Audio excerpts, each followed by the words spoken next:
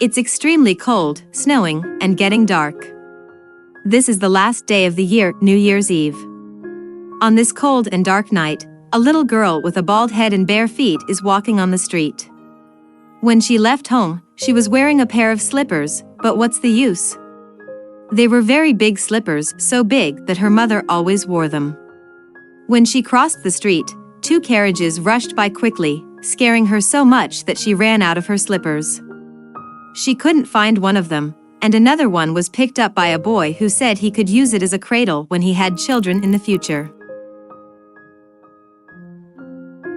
The little girl had to walk barefoot, and her little feet were frozen with patches of red and blue. She had a lot of matches in her old apron pocket and held a bundle of them in her hand. No one had bought a match from her all day, and no one had given her any money. Poor little girl. She was cold and hungry, shivering as she walked forward. Snowflakes fell on her golden hair, which was curled and draped over her shoulders, making her look beautiful, but she didn't pay attention to it. Light was shining through every window, and the scent of roast goose was wafting through the street. Because it was New Year's Eve, she couldn't forget that. She sat down in a corner of a house, curling up her legs. She felt even colder. She dared not go home because she had not sold a single match, nor had she earned a penny, and her father would beat her. Besides, her home was as cold as the street. They only had a roof over their heads, and although the largest crack had been blocked with grass and rags, the wind could still blow in. Her hands were almost frozen. Oh, even a tiny match would do her some good. Would she dare to take a match out of the bundle and light it against the wall to warm her hands? Finally, she took one out. SSS. The match was lit, and flames rose from it. She cupped her little hands over the flame. How warm and bright the flame was, just like a small candle.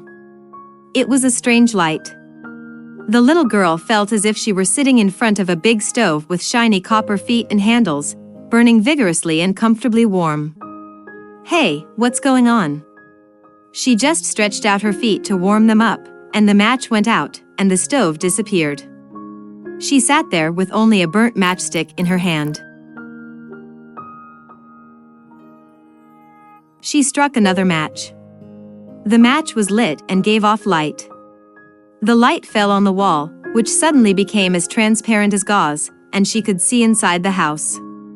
The table was covered with a snow-white tablecloth, and exquisite dishes and bowls were placed on it. The roast goose, filled with apples and plums, was emitting a fragrant aroma. What was even more wonderful was that the goose jumped out of the dish, with a fork and a knife sticking out of its back, and walked to the little girl. She struck another match, and her grandmother appeared, smiling at her with a kind face. The little girl struck another match, and her grandmother took her in her arms and lifted her up to heaven, where there was no cold, hunger, or pain. The next morning, passers-by found the little girl sitting in the corner, with a smile on her face, frozen to death on the last day of the year.